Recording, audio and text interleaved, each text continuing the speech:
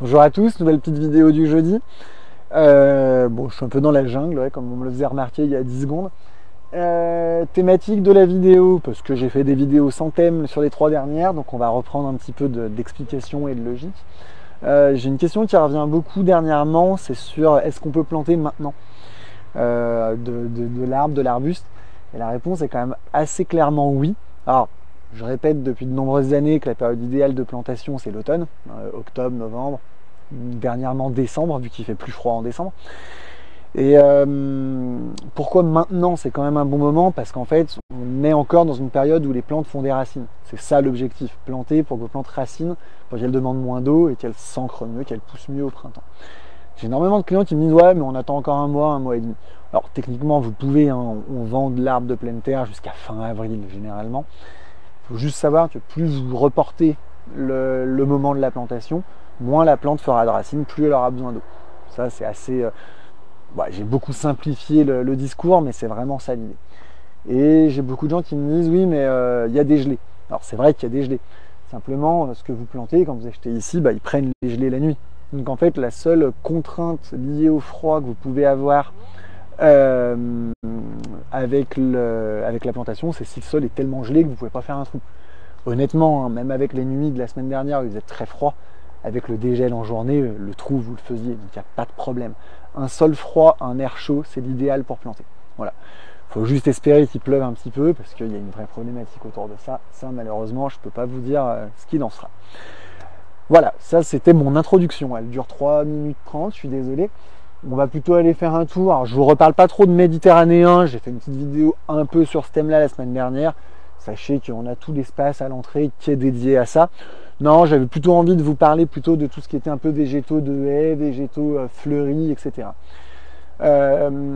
Derrière l'entrée, en fait, c'est un petit peu décalqué par rapport au schéma de circulation. Vous avez tous les végétaux de haies. C'est la grosse zone qui est là-bas. D'ailleurs, il y a des gens dedans. On va aller un peu voir comme ça. Je ne vais pas vous faire une présentation, on va dire, détaillée de tout ce qu'il y a. Simplement, 90% de ce qu'on vend pour faire des haies, et ça c'est une demande client, c'est du végétal persistant. Donc là, vous voyez, tout ce qui est derrière moi, ça a des feuilles. J'ai un peu de feuillage caduc, mais ouais, non, la plupart des gens veulent du persistant. Ce qu'il faut savoir, c'est que le choix variétal sur le persistant est vraiment important.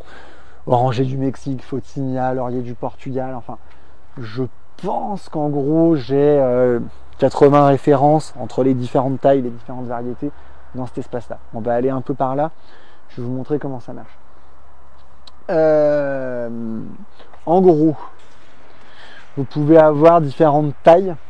Les tailles les plus vendues quand on va faire une haie, c'est plutôt des tailles en 3 litres, donc c'est des choses qui vont faire 60 cm, 80 cm, et pas mal de variétés. Donc là c'est de l'oranger du Mexique, là c'est du Photinia rose, là-bas vous avez des Eleagnus jaunes, du laurier du Portugal, du Feijoa, enfin vraiment c'est très très varié. On est très très loin de l'idée qu'on se faisait il y a 15 ans d'une haie avec du cyprès, du laurier, du Pittosporum si on veut des choses plus méditerranéennes, enfin voilà.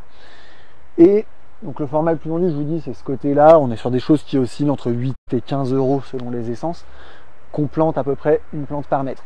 J'ai l'habitude de dire à mes clients, vous avez une haie de X mètres à faire, votre budget c'est X fois 10.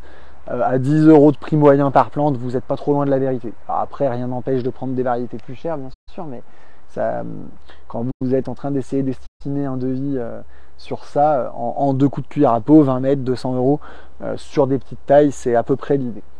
Après, bien sûr, j'ai toujours des clients plus pressés ou des clients qui ont un vis-à-vis plus prégnant ou des choses comme ça. On peut aller chercher des choses en 10-15 litres, que voilà. L'idée derrière ça, c'est de gagner du temps. Par contre, vous perdez de l'argent, entre guillemets. Vous m'en donnez plus, en tout cas. Là, on va plutôt osciller sur des choses entre 25 et 40 euros. Voilà. Il y a aussi des tailles intermédiaires. Enfin, je ne peux pas vous faire le résumé catalogue de tout ce qu'on fait ici, mais voilà, c'est ça l'idée. À ça, il faudra rajouter un peu de terreau, un peu d'engrais. Mais je vous dis, sur le 3 litres, j'ai des choses qui sont plutôt à 7, plutôt à 12. Et même terreau compris, autour de 10-11 euros par mètre, on est pas mal. Voilà. Donc vous voyez, le choix est très important. On a vraiment beaucoup chargé avant le déménagement déjà ici pour avoir le stock comme ça là. Je vous fais part de ma surprise en fait par rapport à ce que je disais en début de vidéo. C'est-à-dire que j'ai l'impression que tout le monde est un peu en stand-by, en mode j'attends pour faire mes projets d'aménagement extérieur en pleine terre. Bon, je ne dis pas ça parce que ça m'arrangerait que vous veniez maintenant, hein, c'est pas du tout mon propos, moi peu importe le moment où vous le faites, mais vraiment l'instant, là, février-mars, est quand même vachement plus propice que d'attendre des éventuelles premières grosses chaleurs. Je l'ai déjà dit, mais je le répète, ça me semble important du point de vue de la plante. Après, si vous n'avez pas envie d'avoir froid en faisant le trou, ça c'est un autre sujet, et je ne me permettrai pas de juger votre positionnement là-dessus. Voilà. En tout état de cause, n'hésitez pas si vous avez des questions sur le choix variétal, sur des choses que vous recherchez, comme d'habitude, vous laissez un petit commentaire ou un message.